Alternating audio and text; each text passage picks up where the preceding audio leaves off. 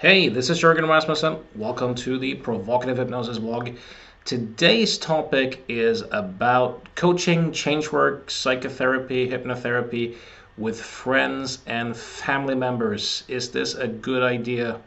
My opinion is a resounding no. I never do it. I never see friends or family members for change work, coaching, or therapy at all. And I highly recommend against it.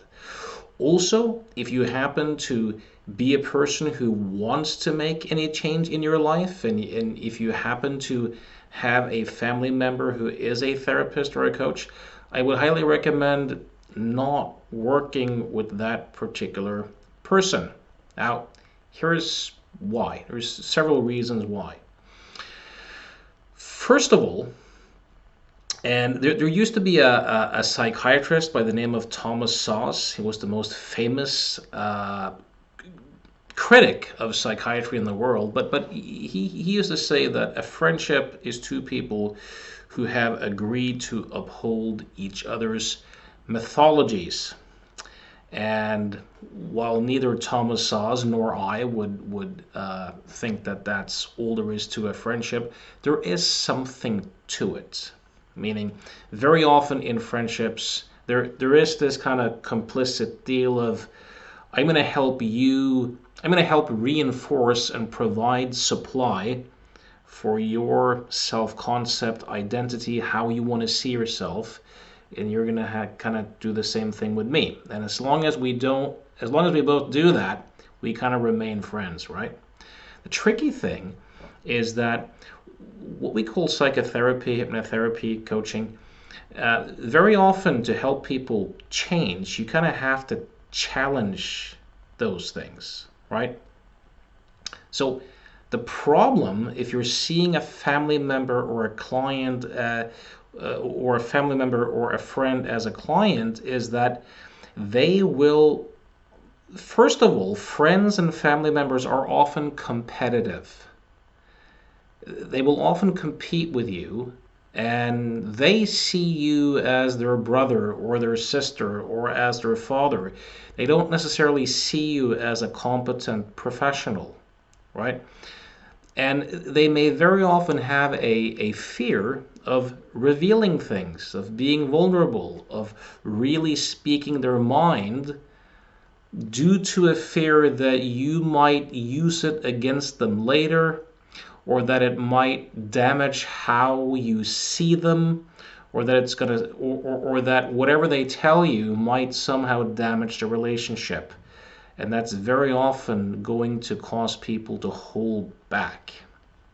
On the other hand, you as the therapist or a helper or helper will very often be reluctant to provoke, push, challenge exactly in the areas where you would be way better off pushing and challenging, because you might fear that doing so is going to risk your relationship. So this is like two people stepping up to a running competition and both only have one leg. You know, it's not really a good idea.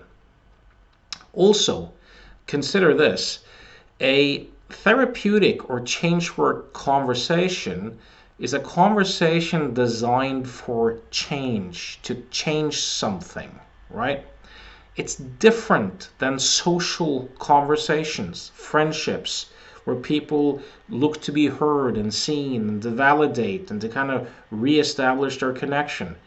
They are very different conversations and they serve very different purposes. So if you are used to having particular types of conversations with a person, there's so many anchors, there's so many associations towards that it's going to be difficult to shift into this other mode.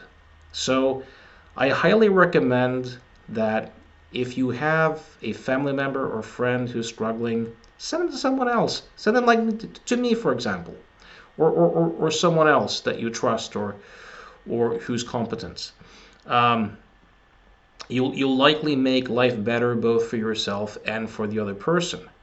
There's another idea out there for newbies, people who have just done their courses and don't have experience seeing clients, that it's a good idea to practice with friends and family to gain confidence. I actually don't think this is a good idea at all. I never did it. And the reason why is because these kind of conversations are not really therapeutic conversations anyways. And B, it's for the most part likely more difficult to help friends and family members change because in all likelihood, again, they don't see you as a competent professional. There's a world of difference in being a civilian having a conversation with someone and someone actually perceiving you as a professional, having that confidence in you and paying you money to help you change. The dynamics are so different. So given that it's a whole different conversation anyways, and it's likely more difficult to help these people change. The likelihood that you're going to increase your confidence before you see real clients with these sorts of clients is likely not going to happen. Better to work with discounted rates or as part of supervision or see if you can get some deal with someone where you can work with people you don't know. So I think for coaching, therapeutic, change work conversations, much better to have clean, clear relationships where you and the other person have no other ties to each other whatsoever than the work that you're doing. The client can tell you anything, they can reveal anything, you can test anything, because there's no fear of any relationship outside of that to damage. It's kind of a sacred relationship, in my opinion, and one that is best preserved by staying as sacred and pure as possible.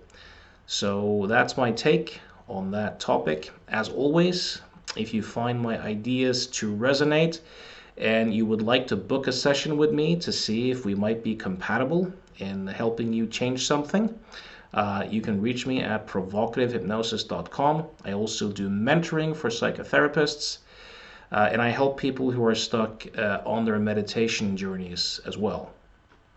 So, as always, I hope this was useful. Till next time.